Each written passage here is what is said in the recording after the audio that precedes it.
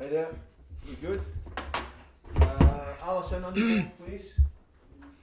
John, first of all, can you just start with a injury update, any ins and outs? Just the James Forrest one will be the main kind of talking point for us this week. So he's come on reasonably well in the week. We got a bit of work into him yesterday.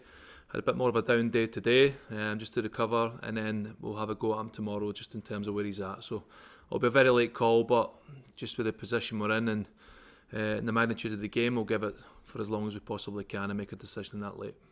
Is it a relief for James, I suppose, in the sense that worst case he maybe only misses this game? Yeah, he's not going to have much time. Even if he doesn't make this game, then it'll not be too long out. So we're hopeful. We'll keep our fingers crossed. We'll get as much work into him over the coming days, and then we'll make a decision, even if it's late on Saturday or into Sunday. John, I don't know if you've seen Borna Barisic's comments from this morning at all. He's suggesting that you are being disrespectful and maybe talking nonsense by suggesting that Celtic are still the best team on their day. Yeah, well, it's a matter of opinion. My take on it was, and again, I've seen little comments about this in terms of people take part of the comment and it's careless. People go and make a story and a headline out of taking the comment out of context. I was referring to us going into a cup game, and on our day we can still be the best performing team in the country because we've got that level in us. So that's purely what it is. And several times along in my time there in the last few weeks, I've commented on Rangers thoroughly deserving to win the league because they've been the most consistent team. They've racked up the most points and they've been more consistent performances. So I've shown full respect to Rangers for what they've done. I'm entitled to say that on any given day, especially going into a cup tie against Rangers, I fancy us to be on our day, come out on top, and that's purely what it is. People sometimes take a small part of that statement and twist it and turn it into whatever they want to suit their own argument, and that's careless for me. So, to bring a bit of clarity to that, Rangers deserve to be the champions this season because they've been more consistent than us. But come a cup game, if we hit top gear and we can perform well, I fancy us to be able to go and win the game. Celtic obviously with a scintillating 6-0 victory against Livingston last time out. How close do you feel Celtic are being in terms of getting back to their best? Yeah, I think we're close. I think performance-wise we've been good. Much more consistent. With dominating games, we're in lots of play, creating a lot of chances, and not giving too much up in their own box, their own goal. So there's lots of positives there, but again, it'll be a tough game. A cup match, you can't make any mistakes. You have to be, getting into the game and hitting top form. So it's promising for us. It'll give us confidence, going off the back of the last game and the little run we've had. We've got scoring goals and we're putting good performances. Players are finding the form as well. So, it leads to a very exciting game. But we know that, especially going to Ibrox and the magnitude of the game, that we have to, make sure we're all concentrated, we're all doing our jobs, and hopefully we come out with a very good performance and result. I know James Forrest came off, it was a stiffness, I think, in his hip, in his back, and maybe his hamstring. Can you give us just a little bit more clarity exactly on the exact nature of the injury and what specifically needs to clear up? Well, basically what's happened is he's had a general stiffness across his back, which then leads to, and I've seen it with many players, that leads to general stiffness around the hamstrings. So again, we didn't want to risk that because again, if you push it too hard and you pull a hamstring properly, you can miss a long period of time. James has obviously come back in, he's been great, it's great to have him back. So again, hopefully we got it quick enough. There was minor symptoms there early in the week, but we've managed to get a bit of work into him this week. Not the same as the other players, but again, we just have to monitor if he's in a good enough place to be able to go into the game and perform. So again, as I said, we'll keep our fingers crossed. We'll make a decision as late as we have to, and give him the best chance to be available for the game. From a personal point of view, John, does this feel like the biggest football match of your career coming up this weekend? Probably every game you've kind of looked at recently has been a bit like that, in terms of approaching the next game. Again, not knowing really what's beyond that. And that's just been my take on it. I'm not going to put too much pressure on myself or the team. It's about performance. It's about being clear. Sometimes the emotion of these games overrides, clarity in your judgments and stuff. So we have to be clear in terms of what the game means and what we have to do to perform in that game.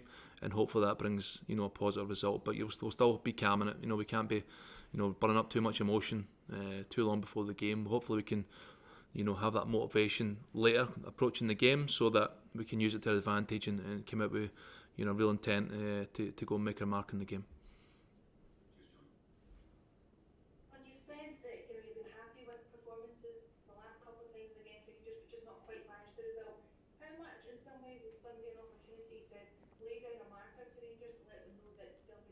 there. Yeah, I think it's always works. I think even when we've dominated in previous seasons, Rangers have probably had that mentality. They want to show themselves, to show that, you know, we're here and we want to compete. You know, it's hurt us as much as anyone in terms of losing our league title this year, again to Rangers. So again, when opportunities come up like this, especially in a cup match, it's about how you go into the game and how you then, you know, present yourself. And if that means laying it down a marker, fine. But it's about the performance. Massive part of that on Sunday will be very much about the results. So even if performance isn't perfect, we want to show the mentality and willingness to go and work and run. And if we need to grind it out, we'll try and grind it out. But certainly the outcome of the game after that, it presents itself differently in terms of how people might see, you know, the gap or whatever they might say about Celtic and Rangers. You know, we know we've underperformed this season. Rangers have been very good, but we want to make sure that, you know, over time that we make sure people realise that, you know, the gap isn't maybe as big as people may think. Someone that's become a part of the plans has been Stephen Welsh, who we've just spoken to, and he talked about how influential you've been on his career and of late on his confidence as well. What is it that you see in Stephen in terms of his playing going forward, what he can become?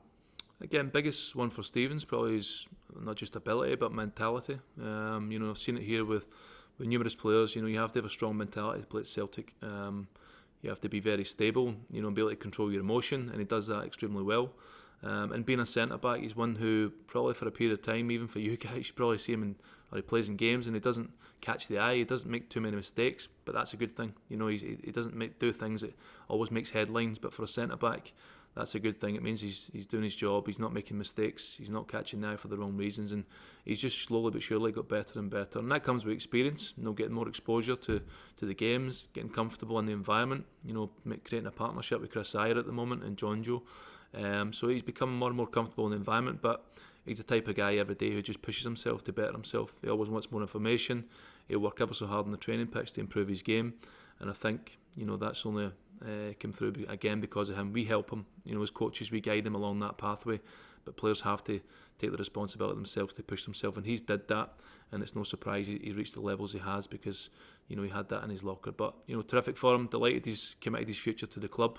You know, he's in a very good place at the moment. He recognised that. You know, credit to him and his agents and the guys in terms of the deal. It was a very simple deal to do because they see the big picture. You know, they see what the club's provided him, the opportunity, the magnitude of it means so much to him. You know, it was a very, very easy deal to get done, and that's good for both Stephen and ourselves. Another key player that's coming to the end of his time with Celtic is Scott Brown. Is there a feeling in the squad as well that, you know, you want to make progress in the competition to make sure that he bows out with a trophy in his hand? Yeah, it'd be nice, and I think Scott would be certainly deserving of that. But again, we don't want to be too emotional and make that the pure control. If we can use it as part of our motivation, then great, you know, we'll do that. But, you know, certainly Scott's had a really successful time here. You know, even currently, his current form, I think he's playing very well, doing an excellent job in his role in the team, and as he always does as a captain, you know. But we just have to concentrate on the team. The team's the most important thing. You know, it can't be about Scott Brown. That'll be, you know, beyond that, it'd be great for him, but we have to concentrate on what wins us a game, and that's the most important thing.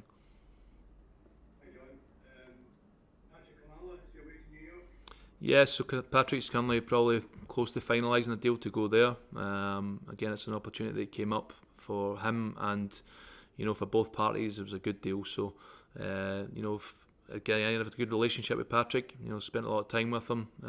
He's a very hard-working boy, and, you know, we wish him all the best when that gets finalised. So I would imagine in the next, you know, few days that something will come out with finalising that deal.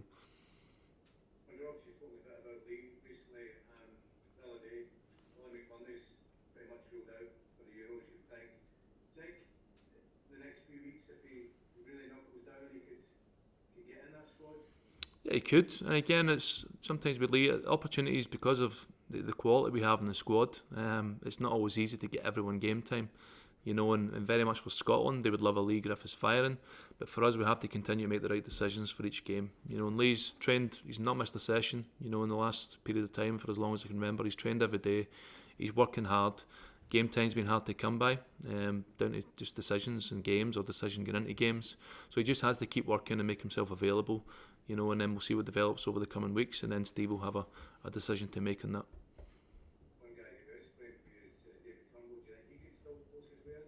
Again, definitely, he's in good form. He's playing very well. He's been very influential in the team for ourselves, and he's made himself an important player on our team. again, Steve's, it's probably a position where he does have a lot of options in terms of with Scotland. They've got good players in those areas of the pitch. So again, it's David can only concentrate on what he can affect, and that's here. In terms of how he trains every day, how he goes in and performs in the games, and all he can do is pose the question to Steve, and he'll be the one to make that near the time. Okay. Okay, guys. Cheers, guys. Thank you. Thanks. Cheers.